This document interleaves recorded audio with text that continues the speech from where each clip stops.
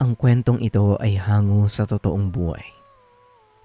Mula ito sa isa nating kabayan na itago na lang natin sa pangalang Aldo.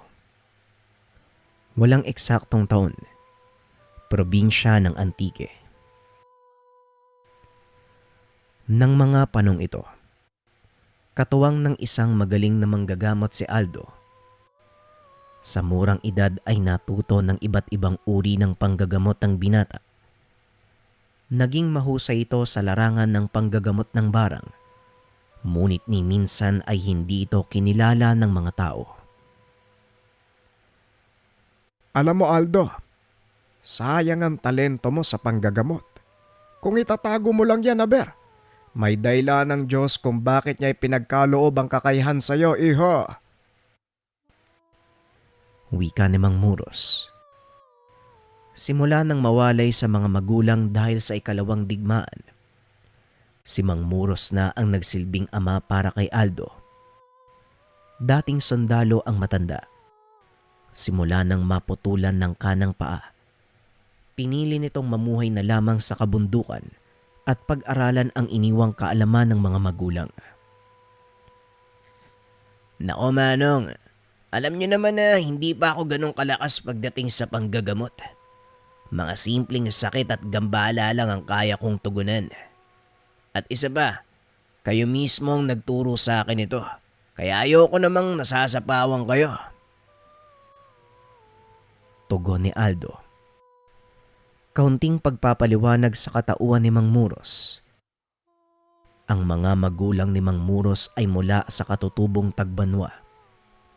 Pinaniniwala ang pinakamatandang pangkat etniko sa bansa. Taglay ng mga ito ang lumang kaalaman sa panggagamot gamit ang puwersa ng kalikasan. Maliban dito, nagagamit din nila ang kaalaman sa pakikipaglaban.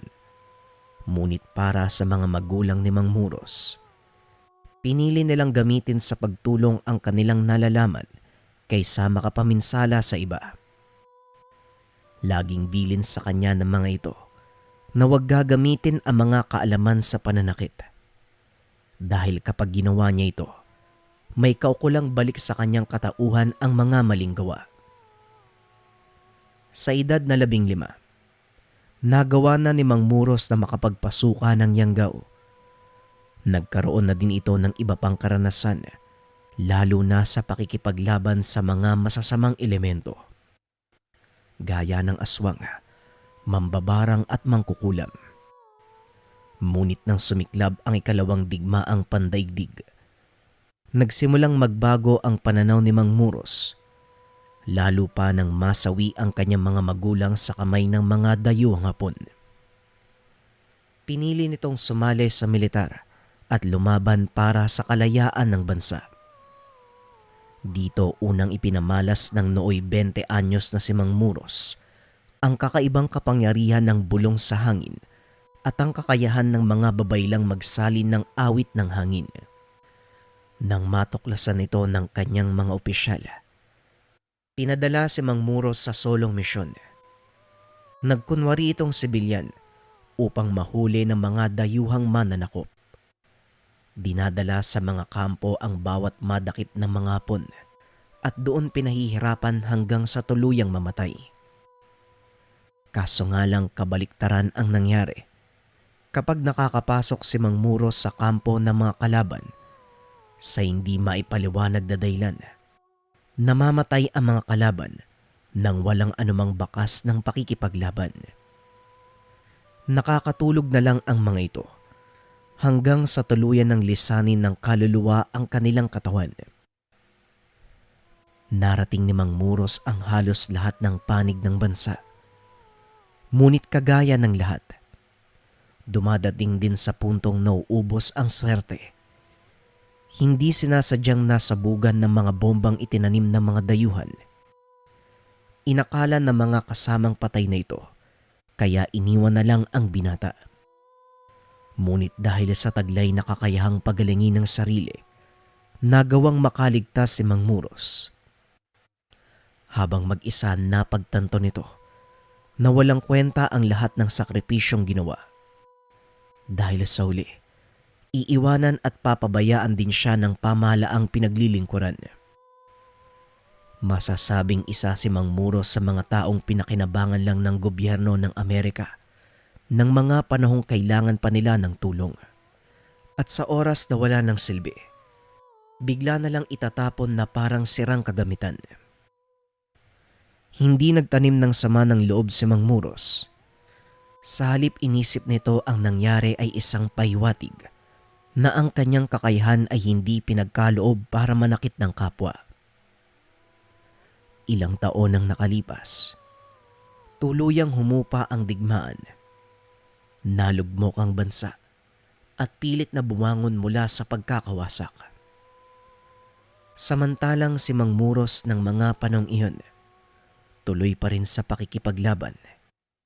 Hindi sa mga dayuhang mananakop, kung hindi sa mga elementong nais gumambala ng kasalukuyang katahimikan.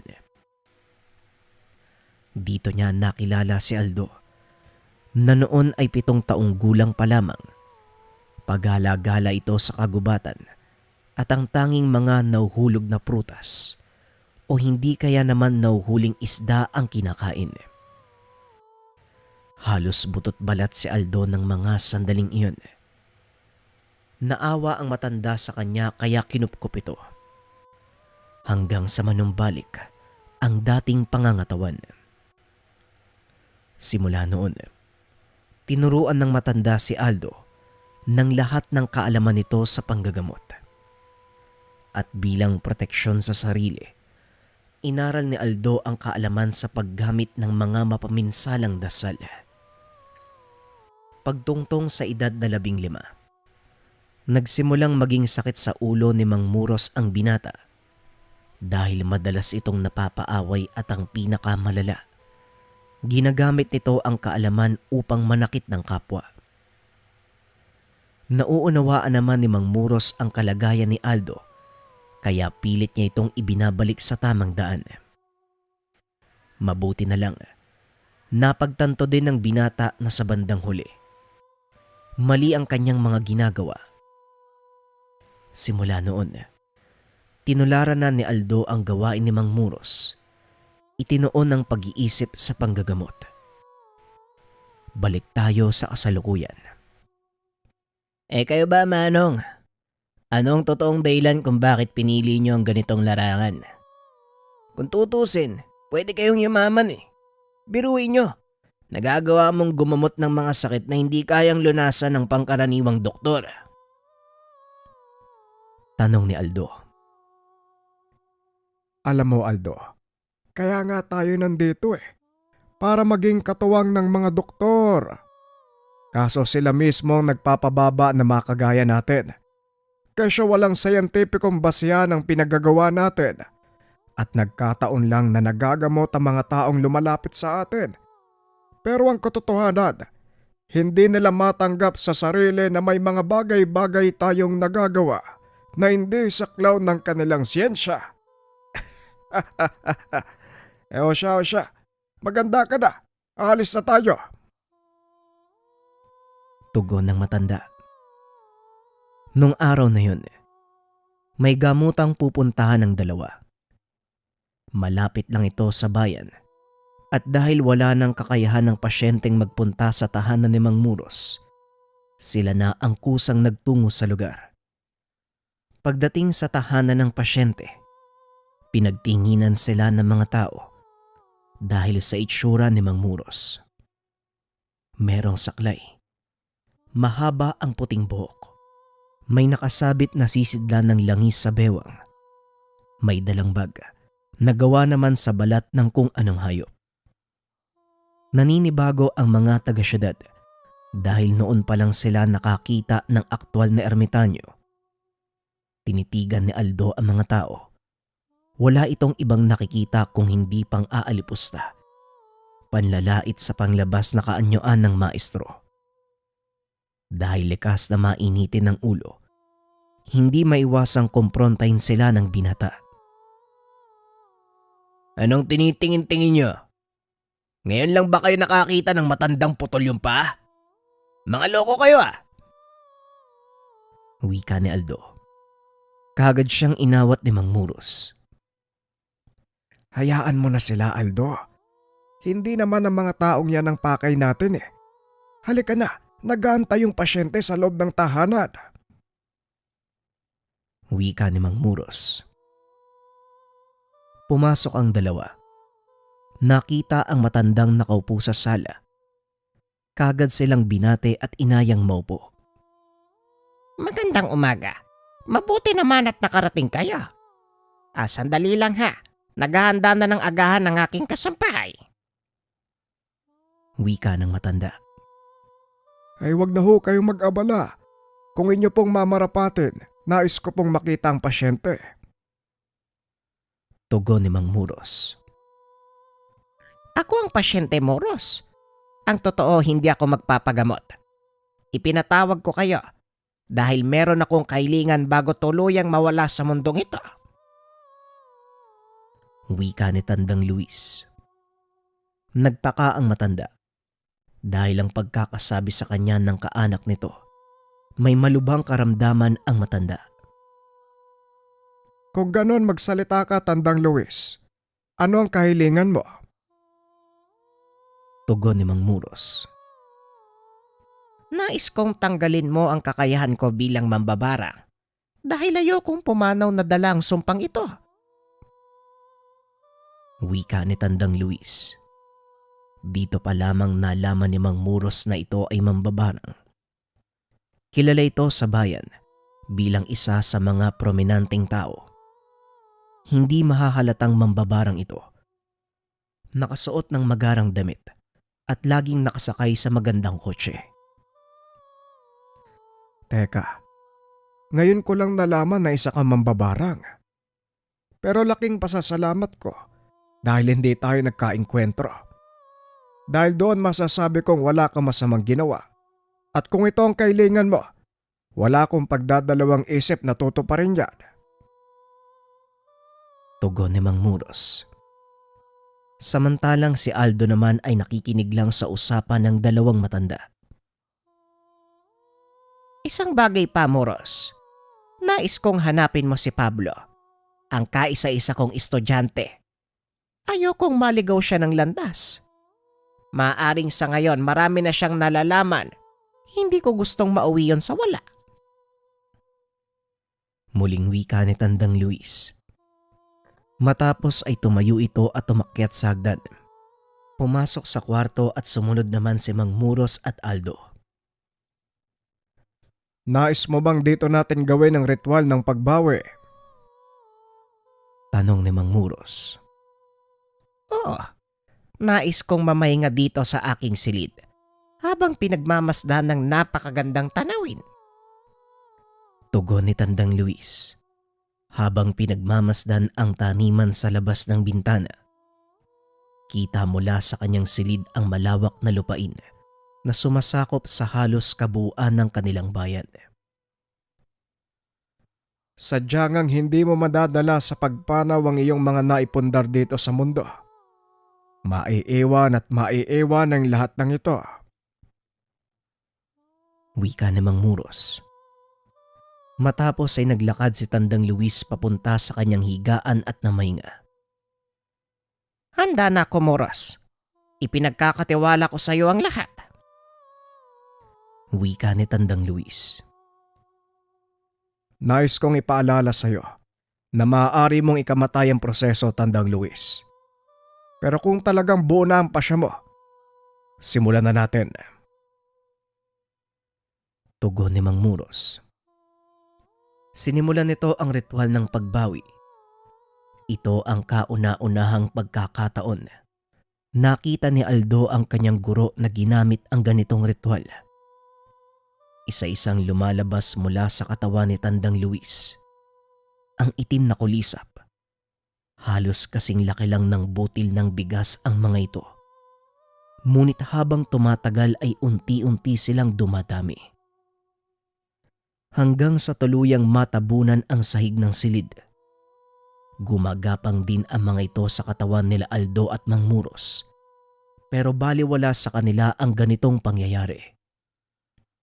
May mas malala pa silang napagdaanan at ilan sa mga ito ay kamuntikan nilang ikamatay.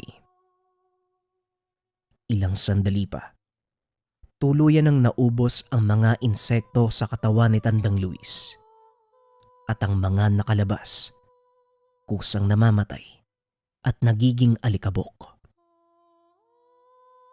Tapos na tayo dito, Aldo. Makakapagpahinga na ng maayos ang matanda. Halika na, umuwi na tayo. Wika ni Mang Muros. Nakahinga ng maluwagang binata dahil ang buong akala nito ay mapapalaban na naman si Mang Muros. Akala ko Manong mapapalaban ka na naman eh. Pero salamat naman. Hindi nangyari yung iniisip ko. Wika ni Aldo. Lingid sa kaalaman nito, magsisimula pa lang ang totoo niyang misyon. Pagdating sa tahanan ay kaagad siyang kinausap ng matanda. Aldo, sa palagay ko napapanahon na para sa una mong misyon. Naalala mo ba ang sinabi ni Tandang Luis tungkol sa kanyang mag-aaral na si Pablo? Wika ni Mang Muros. Paano ko naman nahanapin yung taong yun? Hindi ko pa nga nakikita yung mukha nun Manong eh. Tugon ni Aldo. Madali lang ang bagay na yan. Kayang matunto ng isang tao sa pamamagitan ng gamit na naiwan, hindi ba?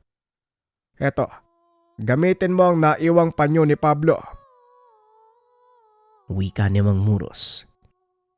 Kagad itong kinuha ni Aldo. Sinimulan ang paghahanap kay Pablo gamit ang naiwang panyo. Inabot ng halos 6 na oras ang binata. Ngunit hindi nito matukoy ang kinaroroonan ni Pablo. O anong problema? Mukhang pumupurol yata ang kakayahan mo. Tanong ni Mang Muros. Hindi ko nga din po alam Manong.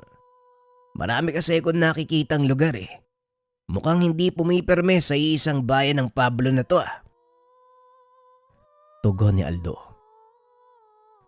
Kung ganon, isa lang ang dapat mong gawin. Isa-isahin mo ang mga baryo at bayang pinunta ni Pablo.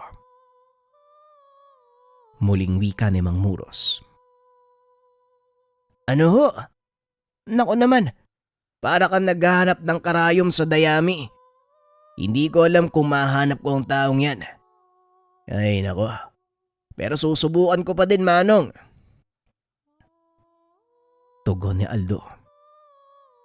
Matapos ang pag-uusap, naghanda na ng mga kagamitan ng binata. Kinabukasan maaga pa lamang ay nagpaalam na ito. Mag-iingat ka. Palagi mong tatandaan, yang kayamanan mo, hindi para sa pananakit ng iba. Wika ni Mang Muros. Alam ko yun Manong, kaya wag kang mag-alala. Sige na ho, aalis na ako. Bago pa ako abutin ng katamaran ko. Tugon ng binata. Bagaman hindi niya alam kung saan magsisimula, tinuloy ni Aldo ang paghahanap kay Pablo.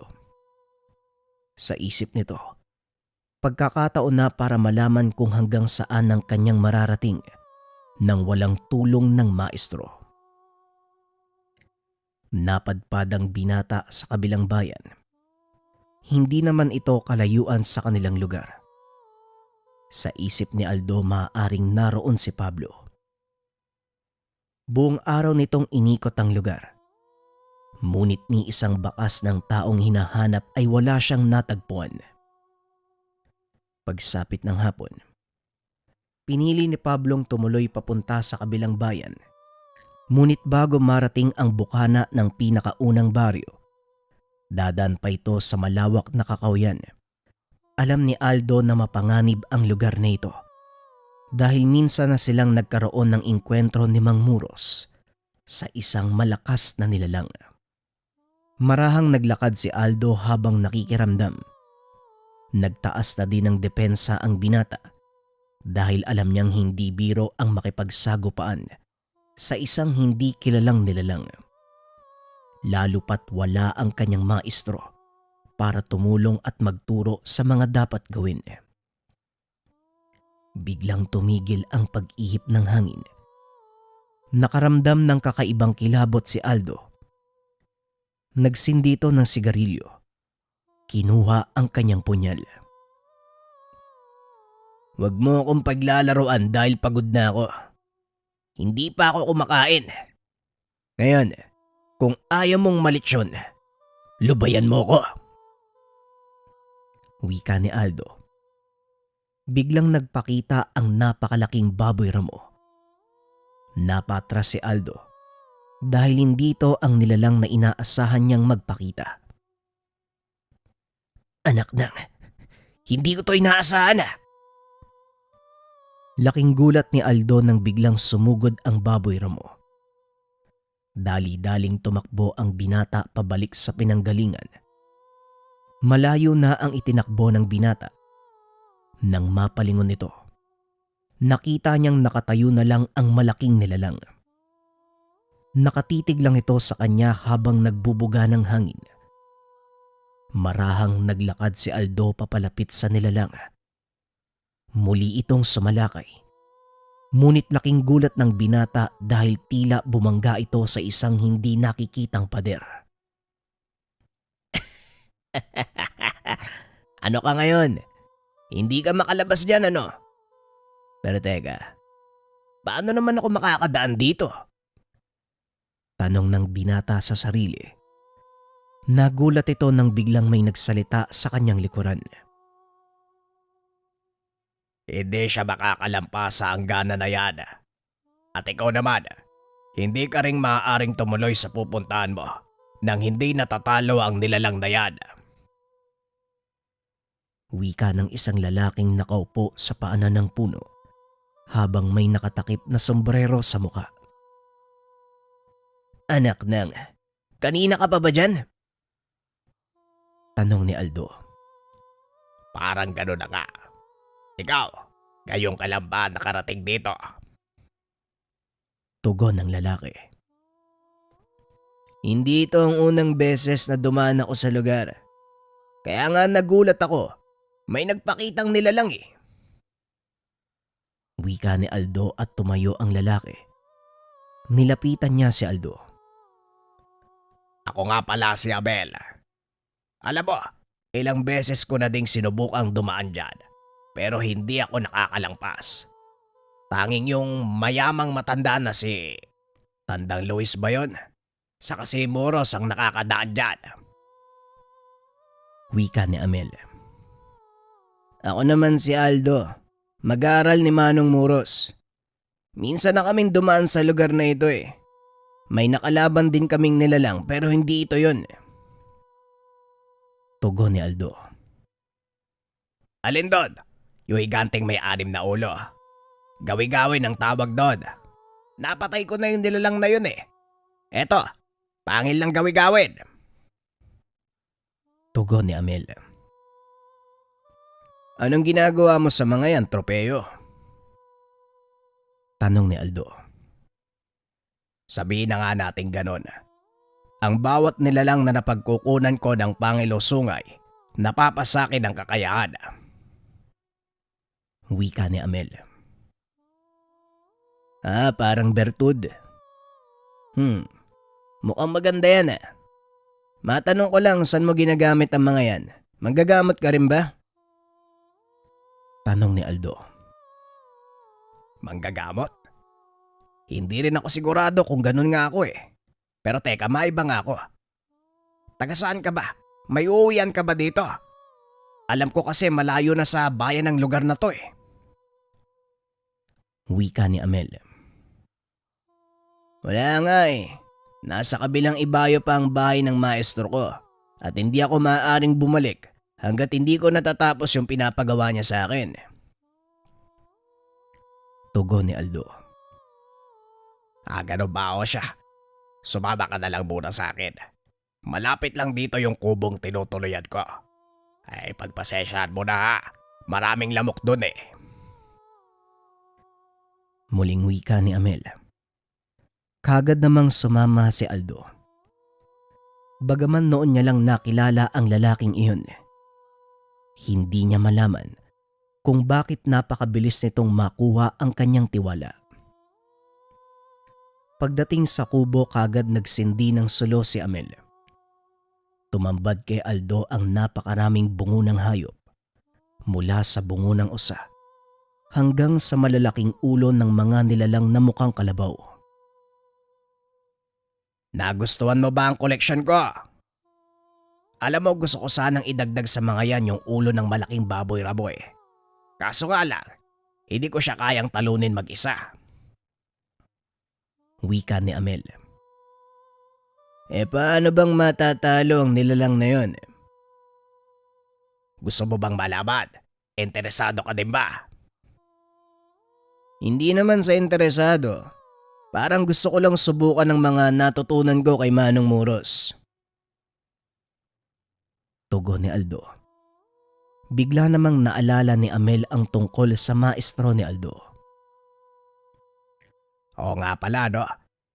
Naalala ko, sinabi mong mag-aaral ka ni Muros.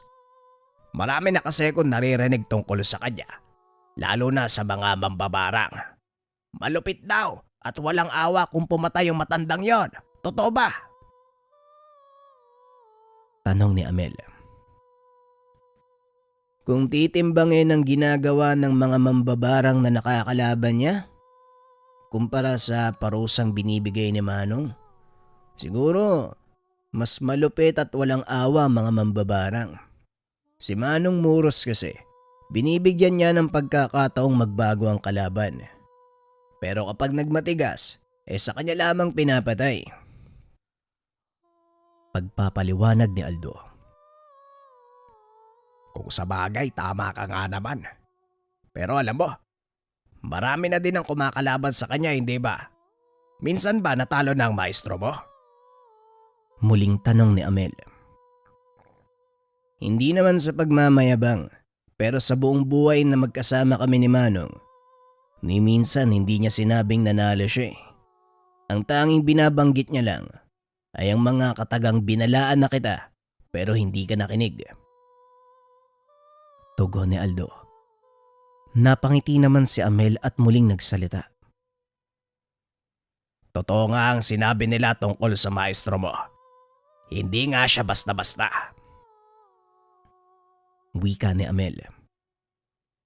Ako naman ang magtatanong kung ayos lang sa'yo. Maaari ko bang malaman kung bakit mo ginagawa to? Tanong ni Aldo. Ang alin? Ang pangolekta ng bertud mula sa iba't ibang nilalang. Simple lang. Gusto ko maging malakas. Tugon ni Amel. Maging malakas? Bakit naman? Hindi mo ba kayang maging malakas kahit wala ang bertud? Muling tanong ni Aldo. Pwede naman. Pero may kakaibang proteksyong na ibibigay ang mga bertud. Maliban dito, magkakaroon ka pa ng pambihirang kakayahan gaya ng paglalaho sa mata ng kalaban. Mas magiging malakas ka. Pwede ding hindi ka tabla ng bala, tigalpo. Bakit mo ba tinatanong? Hindi ka ba naniniwala sa mga bertud? Magagamot ka rin ba? Tugon ni Amel. Naniniwala naman ako, kaso lang, hindi ako yung tipo ng taong umaasa sa mga bertud. Kung ano ang kakayahan na meron ako ngayon, yon ay dahil sa mga itinuro ng aking maestro. Muling wika ni Aldo. Ganun ba? Pero maniwala ka sa akin, Aldo. Mag-iiba ang pananaw mo sa buhay sa oras na makita mo kung ano ang magagawa ng taong may bertud. Tugon ni Amel. Biglang naalala ni Aldo ang nilalang na nakita sa daan. Nga pala, yung nilalang kanina, may bertud bang tagla yon? Dito na napagtanto ni Amel na tila unti-unting nagkaka-interes si Aldo sa mga bertud. Meron. Pangil ng baboy rabo. Nagtataglay ng malakas na uri ng bertud. Bukod sa kakayahang maglaho sa mata ng kalaban, nagbibigay din ito sa may tangan ng lakas. Maging kabal sa katawan kayang ibigay. Ang totoo, ang bawat nilalang ay may taglay na bertud kahit tayo mga tao. Tugon ni Amel.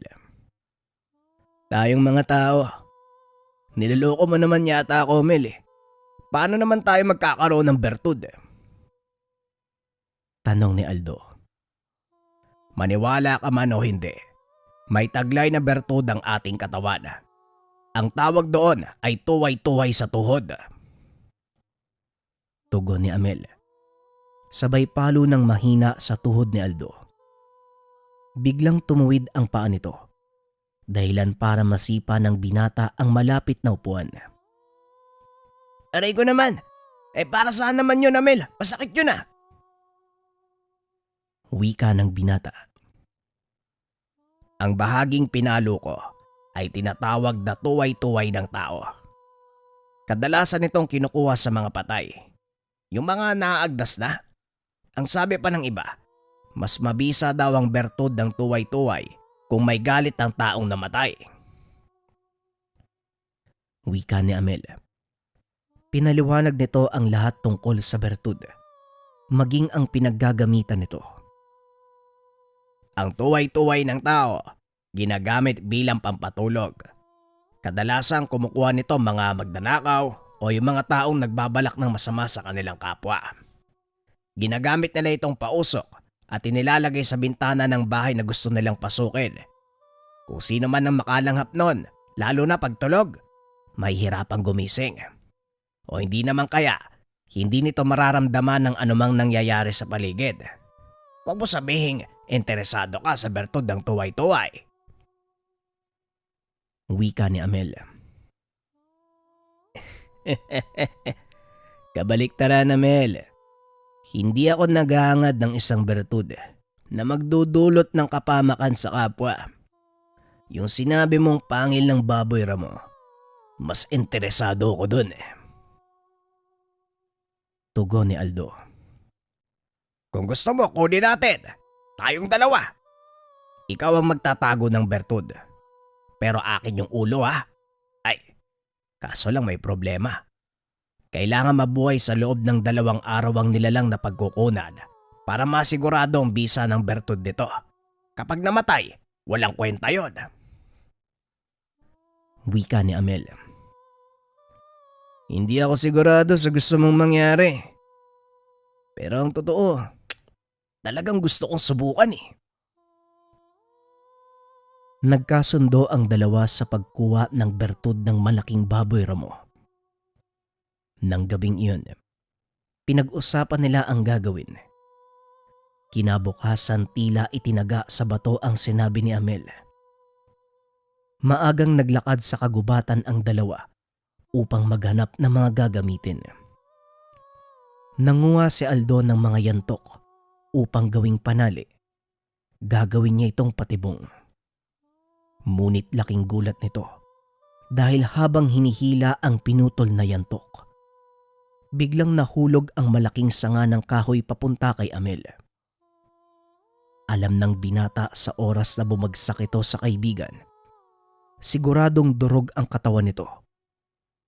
Napapikit si Aldo dahil palapit na ang sanga. Ngunit hindi nagawang umiwas ni Amel.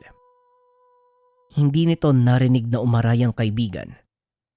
Nang tignan niya ito, sinalon ni Amel sa pamamagitan ng isang kamay ang sanga. Huwag kang mag-alala. Protektado ko ng bertud ng gawi-gawin. Dito unti-unting nakita ni Aldo ang malaking nilalang na nakaluhod sa likod ni Amel habang pasan ang malaking sanga. Ano yung nilalang na nasa likod mo? Tanong ni Aldo. Yan ang gabay ng bertud na ito. Pasensya na, nakalimutan kong sabihin. Sa oras na makuha mo ang bertud ng isang nilalang, nagiging gabay mo ang kaluluwa nito. Tugon ni Amel. Lalong tumindi ang pagnanais ni Aldo na makuha ang pangil ng baboy ramo. Halika na. Tapos na ako manguha ng mga yantok na gagamitin natin sa patibong. Kaunting kaalaman. Ang yantok ay ginagamit sa paggawa ng mga muebles. Ngunit mainam din itong gamitin na panali. Ibinababad ang pinutol na puno sa tubig. Pinipisa upang makuha ang pinakabalat. Ibang pamamaraan naman, hinahati sa maliliit na bahagi ang yantok. Tinatanggal ang pinakagitna para maiwan ang panglabas nitong balat na siya namang ginagawang panali. Balik tayo sa kwento. Magaling Aldo pero hindi natin kakailanganin ng patibong. Naparito tayo sa gubat upang kumuha nito. Wika ni Amel. Sabay pakita ng mga bunga ng marang. Ha? Ano ka ba naman, Amel? Bakit hindi mo naman kaagad sinabi? Nagkanda, sugat-sugat pa ako dito sa paghatak ng mga yantok. Kamuntikan ka pa nga mapahamak. Tugon ni Aldo. Pasensya ka na. Hayaan mo. Sa susunod magsasabi ako. Wika ni Amel. Sabay akbay kay Aldo. Ay nako. Puro ka talaga kalokohan. Halika na nga. Pagdating sa kubo ni Amel, kagad nilang sinimulan ang paghahanda. Nagtaas ng poder si Aldo. Samantalang si Amel naman, nagkakarga ng dasal sa mga tangang mutya. Nang matapos na ang dalawa, kagad na silang pumunta sa lugar kung nasaan ang malaking baboy ramo. Ikinalat ng mga ito ang hinog na bunga ng marang sa paligid. Kumalat sa hangin ang matapang na amoy nito. Ngayon, kailangan na lang natin mag-antay. Mas makakabuti kung magtatago ka, Aldo. Wika ni Amel. Nalabis naman ay pinagtaka ng binata. Teka, bakit naman ako magtatago? Tanong ni Aldo. Kailangang isa sa atin ang maging pain. At ako yon. Ikaw ang uhuli sa nilalang. Sa oras sa mahawakan mo ang pangil niya, sumampa ka sa likod. Pilitin mo siyang maitumba. Malinaw ba? Tugon ni Amel. Kagad humanap ng mapagtataguan si Aldo. Napili nito ang isang puno, hindi kalayuan sa kinakatayuan ng kaibigan. Sanay na mangaso si Aldo, kaya alam nitong hindi makakasagap ng amoy ng mga baboy ramo mula sa mataas na lugar. Nang makapwesto na si Aldo, nagsimulang gumawa ng ingay si Amel. Ilang sandali pa malalakas na kalabog ang narinig ng dalawa. Mula sa hindi kalayuan, nakita nila ang pag-uga ng malalaking puno. Hudyat na paparating na ang nilalang. Bigla itong lumitaw sa likod ni Amel. Sakto ang pwesto ni Aldo sa likod ng nilalang. Kaya inantay nitong salubungin ng kaibigan ang galit na baboy ramo. Ilang sandali pa, nagsalpukan na ang dalawa. Gamit ang pambihirang lakas, pinigilan ni Amel ang rumaragasang baboy ramo. Nang makita ni Aldo na hawak ni Amel ang pangil, mabilis itong tumalon sa likod ng nilalang at yumakap ng maigpit. Pilit nitong itinumba ang baboy ramo, ngunit sadyang matibay at napakalakas nito.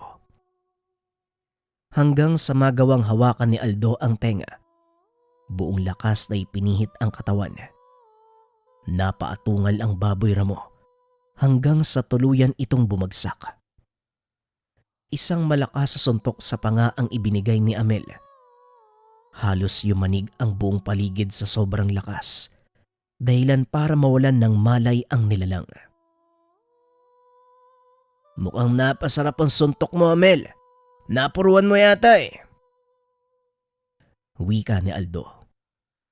Hindi yan, tignan mo. Humihinga pa oh. Nawalan lang ng malay kaya bilisan na natin. Bago pa bumalik yan sa ulirat. Pamili ka na. Kanan o kaliwa? Tanong ni Amel. Siguro, yung sa kanan. Tugon ni Aldo. Amin na ang punyal mo. Alam kong dinasala ng gamit na yan. Pasensya na ha. Kailangan namin ng pangil mo, kaibigan. Tugon ni Amel. Alam nito na maaaring ikamatay ng nilalang ang suntok na yon. Ngunit hindi niya ito sinabi kay Aldo. Dali-daling tinanggal ng binata ang pangil. Ilang sandali pa nagawa ng kunin ni Amel ang kanang pangil ng baboy ramo. Inabot ito kay Aldo. Kagad namang ibinalot ng binata sa pulang tela. Akmang aalis na sana sila. Nakita nitong nagbuga ng dugo ang nilalang. Sandali lang, Amel. Mukhang maluba talaga yung tama ng isang to. Wika ni Aldo. Wala ka na magagawa dyan, Aldo. Mamamatay at mamamatay ang nilalang na yan. Aaminin ko, medyo napuruan ko yata talaga ng suntok eh. Tugon ni Amel. Naupo si Aldo sa lupa. Hinawakan ang ulo ng nilalang. Nag-usal ng mga dasal habang nakapikit ang mata. Paulit-ulit niya itong ginawa hanggang sa inabot sila ng hapon. Inakala ni Amel na masasayang ang pagod ni Aldo. Ngunit laking gulat nito nang biglang kumilos ang nilalang. Adakdak, paano mo nagawang gamutin yung nilalang na yan? Tanong ni Amel. Hindi ba kailangan niyang mabuhay sa loob ng 2 araw? Kaya yan, ginamit ko ang pinakahuling paraan ng panggagamot na alam ko para magamot siya. Tugon ni Aldo. Bigla itong bumagsak sa tabi ng baboy ramo. Nawalan ng malay ang binata dahil sa sobrang paggamit ng enerhiya. Ilang minuto pa ang nakalipas ay muling nagising si Aldo. Nang dumilat ito ay wala na sa tabi niya ang baboy ramo. Oh, nasa na yung baboy ramo? Tanong ni Aldo. Umalis na, huwag ka mag-alala. Hindi siya namatay. Pero mukhang walang silbi yung nakuha nating bertud, hindi gagana yan. Wika ni Amel. Hindi na mahalaga sa akin yun. Sinubukan ko lang naman eh. Kung hindi para sa akin, tatanggapin ko yon ng bukal sa kalooban. Isa pa, may iba akong misyon. Ngayong nagawa na nating talunin ng baboy ramo, magpapatuloy na ako sa paghanap kay Pablo. Tugon ni Aldo. Pwes kung ganon, sasamahan na lang kita. Wala naman ako ginagawa dito eh. Sawa na din ako sa pagkolekta ng mga mutya na galing sa ayop. Wika ni Amel. Kung yan ang gusto mo. Sa bagay, kakailanganin ko din ng taong nakakaalam sa lugar na pupuntahan ko. Tugon ni Aldo. Kagad nang lumakad ang dalawa.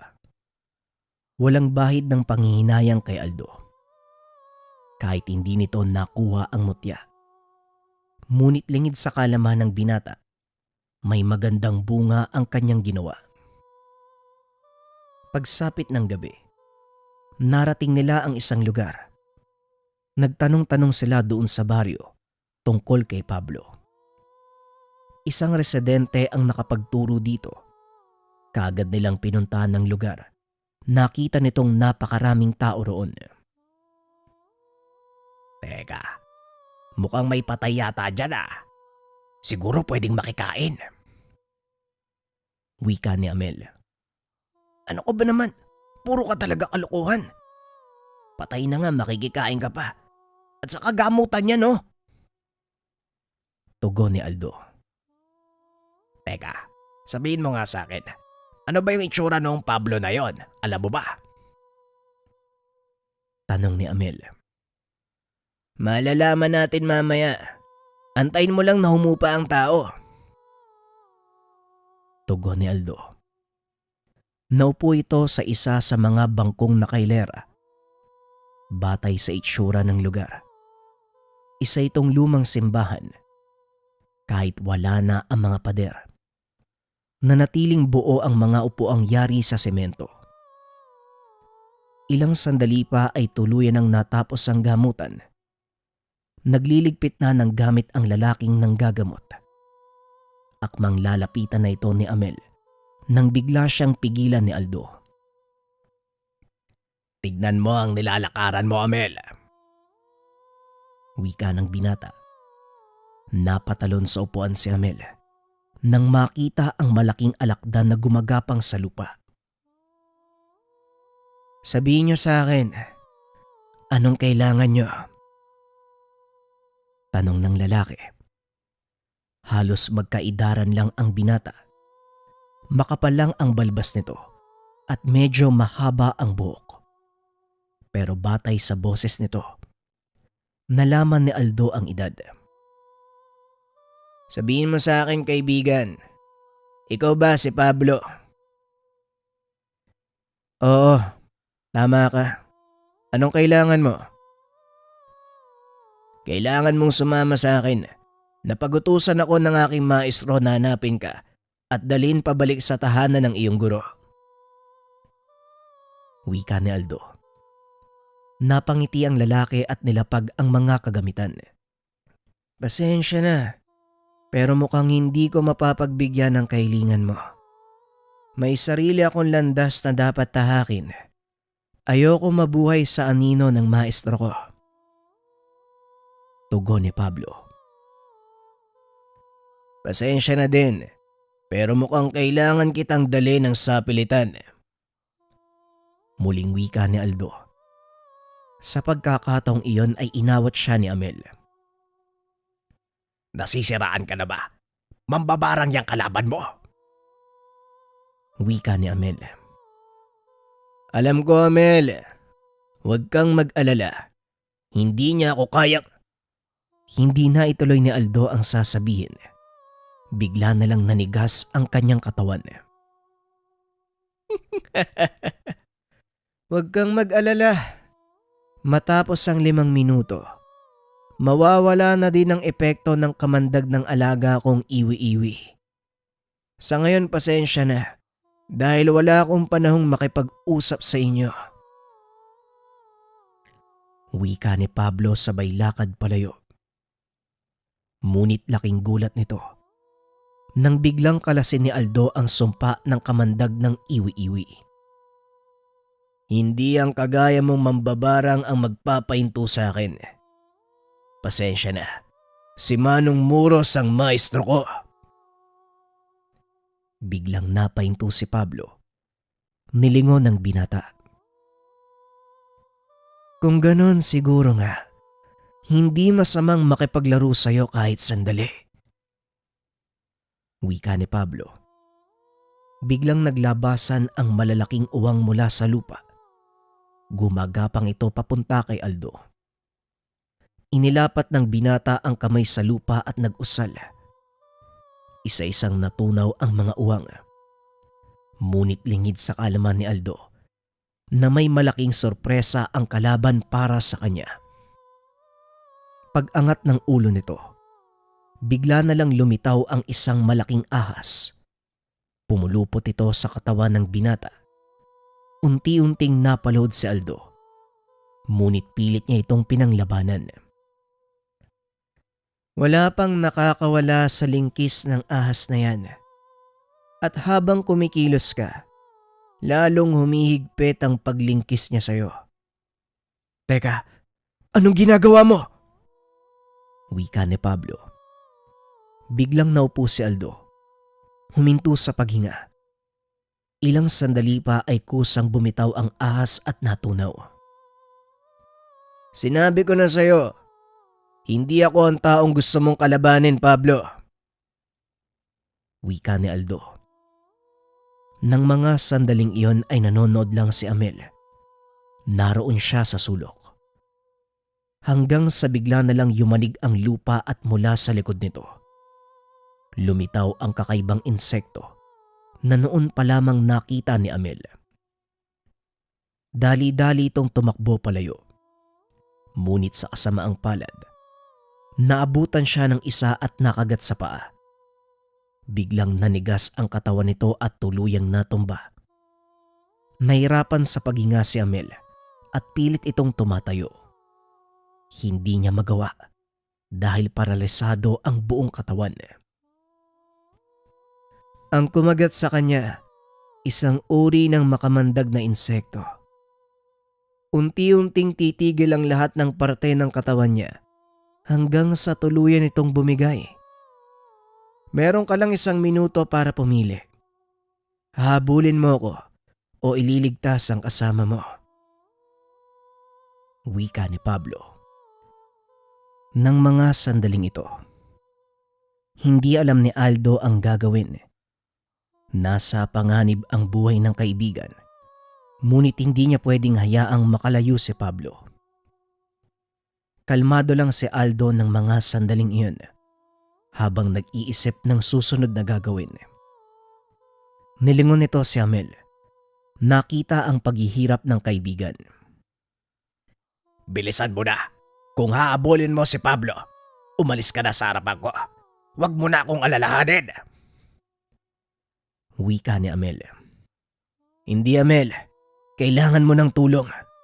May ibang araw pa at siguradong magkikita pa kami ng Pablong yan. Nang mga oras na yun, pinili nitong iligtas si Amel. Bagay na lubusang nakapagpahanga kay Pablo. Hindi nito akalaing uunahin ng binata ang kaibigan. Hinawakan nito si Amel sa noo. Nagbulong ng mga dasal. Ilang sandali pa ay biglang nawala ang pamamanhid ng katawan ni Amel. Kaya pala sinasabi mong hindi na kailangan ng mga bertud. May nakabuntot pala sa'yo. Hindi mo lang alam. Wika ni Amel. Na noon ay unti-unti nang nanunumbalik ang lakas. Nagtaka si Aldo sa sinabi nito. Anong ibig mong sabihin? Anong nakabuntot? Tinuro ni Amel ang nilalang na nakatayo sa likuran ni Aldo. Nang mga sandaling iyon, nakaharap ang nilalang kay Pablo. Ako si Maracao. Ang baboy Ramon na ginamot mo. Sa susunod ko na ipapaliwanag pagtapos natin sa isang to. Wika ng nilalang. Kung ganon, tapusin na natin ang laban. Wika ni Aldo. Biglang sumugod ang nilalang papunta kay Pablo. Bagay na hindi inaasahan ng mambabarang. Tumilapon nito ng malayo. Ngunit kagad ding nakabangon. Isang engkantong gabay. Hindi ba mag-aaral ka ni Muros? Bakit may gabay ka? Tanong ni Pablo. Sa totoo lang, kagaya mo naguguluhan din ako eh. Ayoko nang lumala pa ang sitwasyon. Kaya kung ako sa'yo, sumama ka na sa akin. Tugon ni Aldo. Ngunit nagmatigas si Pablo. Hindi ako sasama sa'yo. Gaya ng sinabi ko, ayokong mamuhay sa anino ni Tandang Luis. Tugon ni Pablo. Kung sakaling hindi mo pa alam, patay na si Tandang Luis. Ang huling kahilingan ng matanda bago siya mawala, ang maibalik ka sa kandili ng kanyang pamamahay. Tugon ni Aldo. Huwag mo kong niloloko. Dahil alam ko ang kakayahan ng maestro ko. Hindi pa siya patay. Kung ayaw mong maniwala, bakit hindi ikaw mismo magpatunay? Tugon ni Aldo. Ang buong akala ni Pablo, nililin lang siya ng binata. Pasensya na, pero hindi mo ko maiisahan. Wika ni Pablo. Pinakawalan ang napakaraming kulisap. Dali-dali namang humarang ang gabay ni Aldo. Kinuha naman ng binata ang pagkakataon para mag-usal ng dasal na panghuli sa mambabarang. Nagtagumpay si Aldo sa paghuli kay Pablo. dahil hindi nito akalaing makakalusot ang tigalpo ng binata. Mukhang nanalo ka. Pero nais ko lang malaman, bakit ganun na lang ang pagnanais mong bumalik ako sa tahanan ni Maestro? Tanong ni Pablo. Gaya ng sinabi ko, yon ang kailingan ng matandang mambabarang bago niya isuko ang kakayahan kay Manong Muros. Wala akong masamang intensyon sa paghanap sa'yo. Wala din sa bokabularyo ko ang labanan ka. Kaya pakiusap, itigil na natin to. Tugon ni Aldo. Bigla namang ibinaba ni Pablo ang depensa at tuluyang sumuko. Aminado kung magaling ka. Hindi nagkamali ng pagtuturo sa iyo si Mang Muros. Malaki ang pinagkaiba natin. Hindi ako kasing galing mo. Kaya hiya ng dulot ko sa aking maestro. Muling wika ni Pablo. Hindi ka ipapahanap ng matandang yon kung kahihiya ng dulot mo sa kanya. Isa pa, nakita kitang nanggagamot sa lugar na ito. Kaya wag mong sabihin kahihiyan ka para sa kanya. Tugon ni Aldo. Kaagad namang sumama si Pablo. Pagdating sa tahanan ni Tandang Luis, nagulat ito dahil nakaburol sa gitna ng mansyon ang labi ng maestro. Mabuti naman at nagawa mo ng maayos ang misyon mo, Aldo. At ikaw naman, Pablo. Ano bang pinagagawa mong bata ka? Bungad ni Mang Muros. Kaagad hinawakan ni Aldo ang kamay nito para magmano. Pasensya na po, Manong, kung nahuli ako. Walang problema, hindi pa naman huli. Nakaburol pa si Tandang Luis. Kaya nagtagumpay ka pa rin. Totoo nga. Totoo nga ang sinabi mo. Wala na nga si maestro. Wika ni Pablo. Iniwan ng mga ito ang binata upang masolo ang pagkakataon. Kasama ang kanyang maestro sa huling pagkakataon. Ipinakilala naman ni Aldo ang kaibigan kay Mang Muros. Isa pong malaking karangalan ng makilala kayo, Mang Muros. Wika ni Amel. Ganon din ako, Amel. Pero maaari mo bang sabihin sa akin kung ano ang nangyari dito sa mag-aaral ko? Tanong ni Mang Muros. Nakuha po ni Aldo ang bertud ng baboy rabo. Sa katunayan, hindi ko po akalaing magtatagumpay siya eh. Nabuhay ang baboy. Pero ito siya ngayon.